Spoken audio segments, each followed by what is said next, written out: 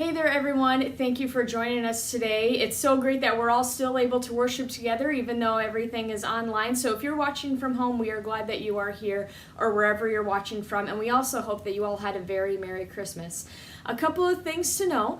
If you would like to leave a year-end financial gift to the church, there's still time to do that. All you have to do is give via the church app, or you can still drop it off at the church office. We will be open normal office hours next week, so feel free to come in and drop it off, and we'll make sure it gets to where it needs to be. Second, be sure to join us in the new year. Sunday, January 3rd, we are starting a brand new series called Breaking the Cycle, where we are going to be studying the book of Judges. It's a great series. Looking forward to being a part of it, and I'm excited to see you, whether if it's online or in person again in 2021. Happy New Year, everybody. We miss you. See ya.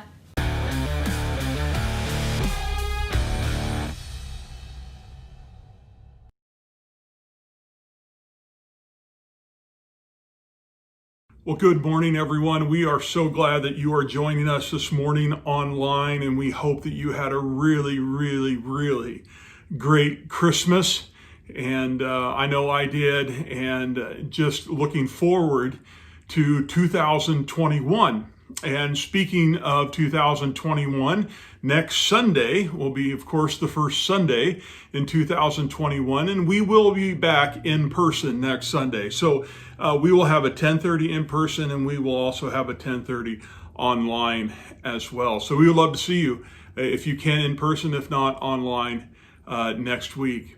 But I want to talk a little bit this morning, have a little fireside chat. I got the fire going. This is in my basement. Got the fire going, and I just thought we could have a little bit of a chat, talking about looking forward to 2021 and what to do about the past.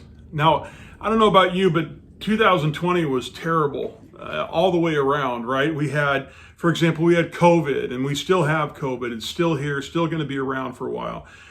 We had, of course, derecho. It didn't affect us up here necessarily, but man, Cedar Rapids in that area, derecho was horrific. And then we had political unrest with the presidential, with the new president and all the different kinds of things that are happening. We had people who were upset and frustrated about that, or excited about that, for that matter. And then of course we had a lot of racial unrests and all of the protests and the Black Lives Matter and all of those things that were going on with that. And we had so many things going on in life. And I don't know about you, but when a lot of these things start happening in my life, the first place that I want to go, the first place that I want to run is I want to go to some place that is comfortable. When there's one change after another change, I want to go back to the familiar.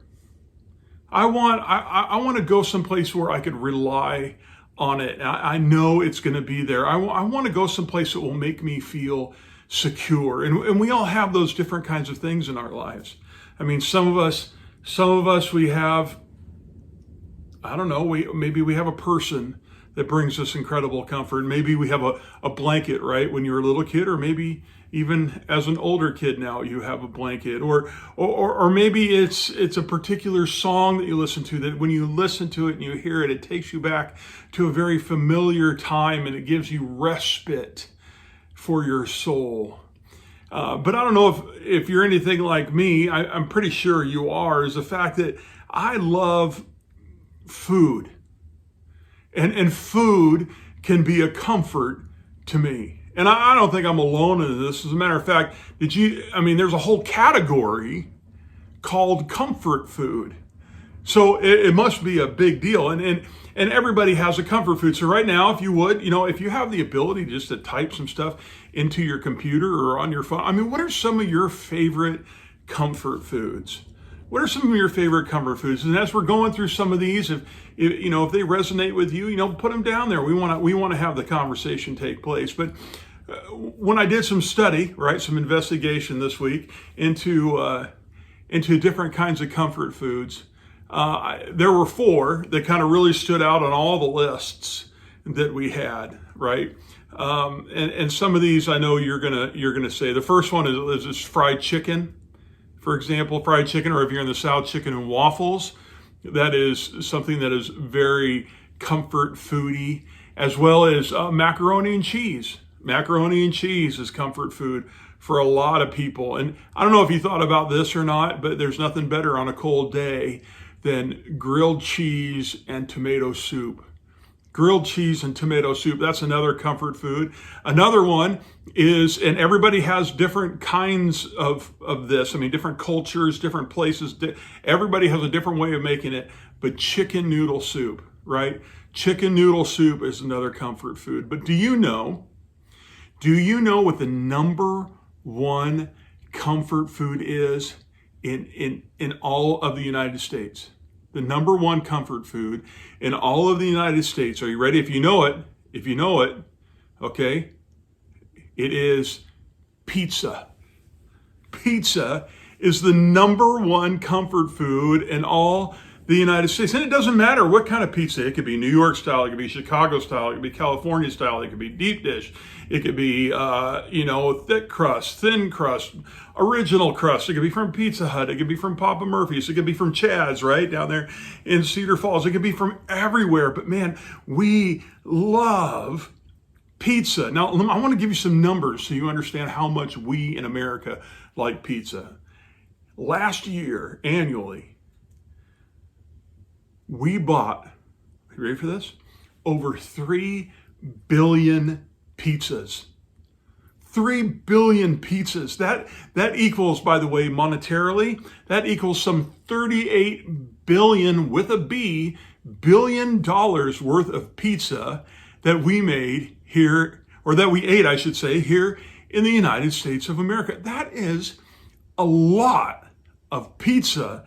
And because we know that pizza, that kind of brings us comfort, and that comfort, of course, comfort to our souls, directly through our stomachs, right? So we love pizza. And comfort is a good thing.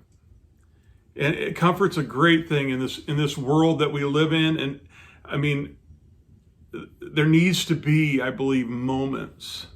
There needs to be moments in our lives where we find the familiar, where we find the things in life that remind us that life is not always this chaotic, that there's peace and that there's tranquility in the middle of the storm. But I have a question for you when it comes to comfort. And it's a pretty broad question, but it's still a question. Is comfort, and here's the question, is comfort the final destination, or is comfort merely a place to visit? Is comfort the destination, or is comfort a place we visit? And if you're like me, comfort, I want that to be the final destination. I mean, I want to go there. I want to go there. I want to stay there. I never want to leave.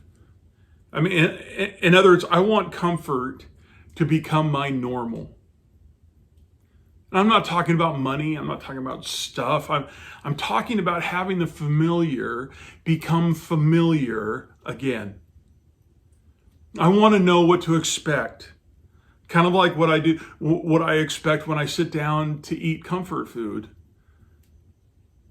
I want 2020, to be honest with you, to stay in my rearview mirror and to diminish as the new year takes shape. Because 2020, not very normal. And I want normal back. I want normal back. I want to go back to normal. But that is a rub. At least it is for me. I want to go back to normal. I want to go back to what is safe. I want to go back to what is familiar because it's comfortable for me. But is back to normal the direction God wants us to go? Is going back to normal even a possibility if I'm a follower of Jesus? Or is being a follower of Jesus about maybe going in a whole different direction? Maybe instead of wanting to go back to normal, that maybe God is calling us to move forward. There's a story in the Bible in the Old Testament in Exodus chapter 16. It's the story of the Israelites when they were wandering around in the desert. And I don't know if you're familiar with this story, but it's been about a month and a half. It's been about a month and a half since the Israelites were saved from the Egyptians, where they crossed the Red Sea and that whole story that I know most of us are familiar with. And it's been a month and a half, and now, if you know the plight of the Israelites, you know that they are now deep in the heart of the desert. And it seems that some of their resources are running out. Now, let's stop for a moment, because I want to talk about the desert for a moment. Deserts are dangerously beautiful places. I don't know if you've ever spent time in them, but they are gorgeous. But at the same time, they're dangerous. They're hot.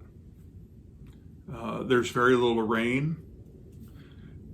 Deserts can reach for hundreds of miles in both directions with no end in sight. You can become disoriented. You can become dehydrated, and you can become desperate. I grew up in San Diego. I had the privilege of being just hours away from all different aspects. I could be at the beach, 45 minutes away I could be in the mountains, and then maybe just another hour away I could be sitting in sand dunes. And I've spent a lot of time there growing up. But as we look back into 2020, I think many of us have found ourselves in a desert. And we find ourselves possibly in a desert right now. Our social life, our spiritual life, our emotions, they have become dehydrated. And some of us would even say that we have become desperate. Desperate for how things used to be. Desperate just to go back to normal. And this is where the Israelites were. I mean, a month and a half they've spent with their families roaming through the desert. They were tired of the desert. Tired of not knowing what is next or what tomorrow will bring. So what did they do? Well, they did what all of us do, by the way, when we get tired of our lives or our lot in life or our particular situation. They started grumbling and complaining. I know I've done my fair share in 2020 of grumbling and complaining, or in 2019 and 2018, and so on. So being tired of the desert, the Israelites, inside of their minds, surmised that it would be better to go back to Egypt than to be out in the desert. Now look at this. In verse 3 of Exodus chapter 16, it says, the Israelites said to them, if only we had died by the Lord's hand in Egypt. There we sat around pots of meat and ate all the food we wanted. But you have brought us out into the desert to starve this entire assembly to death. Now I read this and I think to myself, how ridiculous is this? How ridiculous is this? It sounds ridiculous to me. I mean, here they are. They're no longer slaves. Instead, God has promised them a land that would be flowing with milk and with honey. And all they are thinking about is the fact that they could be back in Egypt eating pots of meat. I'm thinking, you would rather be slaves? You'd rather go back to what normal was for you? It doesn't make any sense to me. And yet, as I think about it, it makes all kinds of sense to me. Because we do the very same thing. I do the very same thing. And that's this. Are you ready? And I know we're all guilty of this, okay? Or at least I am. When life gets difficult, when we find ourselves in a desert, right? We tend to glorify the past and demonize the future. When life starts getting difficult, when things start happening that are out of our control and we don't like them very much, we have a tendency to think back into our past and think back to all of the good times and glorify those things. And then when we look into the future, because we have no context and we have no faith or no trust, or we look at all the different things that could happen in the meantime, we demonize it. We say, oh, we don't want that. I would much rather be back. I mean, I think about the Egyptians, I think about the Israelites. I mean, they would rather be back in Egypt. Think about that. They would rather be getting whipped daily. They would rather be treated less than any animal that was in that area. The Egyptians could kill them at any moment. But hey, you know what? At least we had a good brisket. It doesn't make any sense, but the past always is so much better than the future. Why? Because this is our brain. Our brain filters what we don't want to remember and elevates the things that made us feel comfortable and normal. It's just the way we work. And it's that normal that we know and we long for because we know what to expect in the normal. It may not be the best, but at least we know. At least we know we would have food instead of being out here in the desert and possibly starving. The Israelites would have much rather be slaves with full bellies than free men and women who would have to trust God for their future. Now, here's the truth. Here's a truth I want you to embrace today and for all of 2021, okay? And that's this: the future is always better than the past if you allow God to be in control. The future is always going to be better than the past if you will allow God to be in control. I mean, God that we see over and over again is a God of His Word.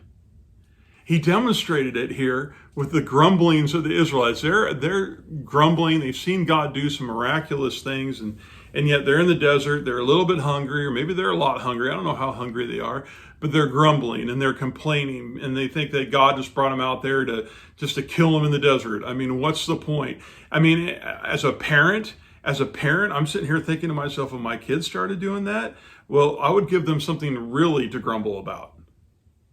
I mean, that's my initial reaction. You think this is bad? Let me show you bad. But you know what I love about God? And you're going to love this too. You ready? He's not me. He's not me. I'm so glad that He's not me. And I mean, but look at how He reacts to them. Verse 12, He says, I have heard the grumbling of the Israelites. I've heard the grumbling of the Israelites. And He says, tell them at twilight, you will eat meat, and in the morning you will be filled with bread. Then you will know that I am the Lord your God. So at twilight, God did this for some time. At twilight, God would bring quail into the camp. They didn't have to go hunt for it. They didn't have to throw up nets for it. All of a sudden, here's quail. Bam, they just reached out, grabbed it, cooked it, ate it. Yummy good, right? They had quail every single night. And what they had in the morning was bread from heaven. Now, it's not like your big sourdough loaf. It was these wafers of bread that they said tasted like honey. And every morning, and this is a miraculous fact here.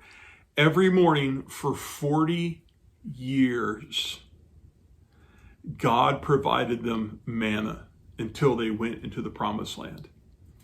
Every morning, except of course for the Sabbath, where they were to take, so let's take a step back. They were to take a certain amount every morning, and that certain amount was always enough. Always enough so they would take a certain amount for every person in their family. If they took too much, some of them did that, what would happen is the next morning they would go to dig into it, and it would be all moldy and yucky and have all kinds of maggots and stuff. So every morning they had to go out and they had to get the manna for their families, and they always had enough. And in the evenings was the quail. And then they took twice the amount because on the Sabbath, God didn't want them going out and doing that work. But I find it amazing. I find it amazing that God gave them each and every day exactly what they needed for that day. God provided for them the exact amount that they needed. I mean, that meant that they had to trust him. They had to rely on him to provide for them one day at a time. Even in the desert, I'm sure some of them would go to bed at night and they would think, what happens if God doesn't show up and the bread's not there in the morning? Now, you and I, we're not in a literal desert. We don't have to look around and, try to find, a store. There's stores at every corner. There's places that will help us if we're hungry all around the city. We can go to retail stores and we can get clothes on our backs. We can at least go to Goodwill, right? There's all kinds of things that we can do. God does not literally need to bring us our food and the meat every day and just drop it off at our door, okay? But no matter how many options there are in the world we live in, our trust needs to be that he is going to supply our needs every day. Every day. Because life will always be better. Life will always be better if we let God be in control. Now, don't get me wrong. There are times where we need normal. To be honest, as a pastor and just as a churchgoer, I would love to have church go back to normal. I would love to see some of our ministries get back up and going. We had some good momentum with some of them. I'd love to see our Sunday mornings get back where, we had a bunch of us all being able to get together without social distancing, without wearing masks, where we could hug one another and we can talk to one another without worrying about anything. I kind of wish for that. And I think it'll come back. I do. I would love that. But other than the sense of family, I think that it would only be a place to visit.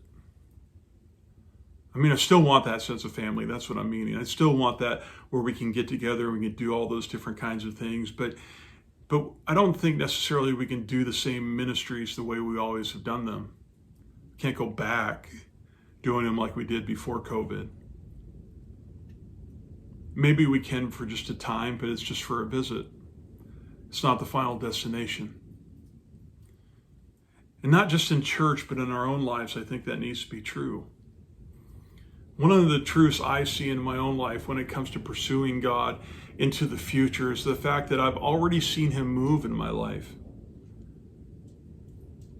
If I decided that I want to go back, then what I'm doing is all I'm doing is revisiting what God has already done.